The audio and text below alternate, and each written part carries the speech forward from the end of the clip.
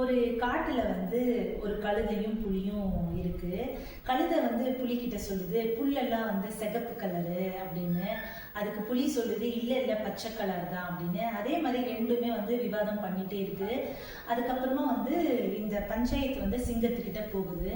அப்போ சிங்கம் விசாரிக்குது என்ன நடந்தது அப்படின்னு. கழுதை சொல்லுது, இல்லை இந்த மாதிரி நடந்தது, புல்லு சிகப்பு கலர் தானே அப்படின்னு கேட்குது. உடனே அதுக்கு சிங்கராஜா என்ன பண்றாரு, ஆமா ஆமா புல்லு சிகப்பு கலர் தான் அப்படின்னு அவர் சொல்றாரு. அதுக்கு கழுதை சொல்லுது, பாத்தீங்களா கரெக்டு தானே, ஆனா இந்த புலி ஒத்துக்கவே மாட்டேங்குது, புல்லு பச்சை கலர் தான் அப்படின்னு சொல்லுது, அதனால அதுக்கு தண்டனை கொடுங்க அப்படின்னு கேட்குது. உடனே சிங்கராஜாவும் சரி சரி அப்படியே நம்ம தண்டனை கொடுத்துடலாம் சொல்லி 1 மாசத்துக்கு புலி எந்த பேச்சும் யார்கிட்டையும் வச்சுக்காம அமைதியா இருக்கணும் அப்படின்னு தண்டனையை கொடுத்துட்றாரு.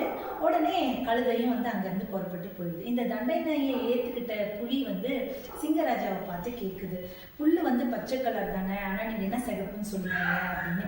அதுக்கு ராஜா சொல்றாரு, புல்லு சிகப்பு கலரா இல்லைன்னா பச்சை கலரா அப்படிங்கிறது விவாதம் கிடையாது. புத்திசாலியான நீ முட்டாளான கழுதைகிட்ட பேசி நேர விரயம் பண்ணதுக்காக தான் உனக்கு இந்த தண்டனை அப்படின்னு சொல்றாரு. தன்னுடைய தவற உணர்ந்த புலியும் அமைதியாக அங்கேருந்து கிளம்பி போயிடுது. ஸ்டோரி இதோட முடிஞ்சது. இதுலேருந்து நான் என்ன சொல்ல வரேன்னா, ஒரு சிலர்லாம் பார்த்தீங்கன்னா தான் சொல்கிறது தான் கரெக்டு, மற்றவங்க சொல்கிறதெல்லாம் கரெக்ட் இல்லை அப்படின்னு ஒரு மாயிலே இருப்பாங்க. யார் சொல்கிறதையும் காதில் வாங்க மாட்டாங்க.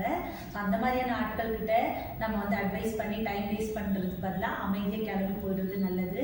உங்களுக்கு இந்த ஸ்டோரி பிடிச்சிருக்கான லைக் பண்ணுங்கள், ஷேர் பண்ணுங்கள், கமெண்ட் பண்ணுங்கள். தேங்க்யூ.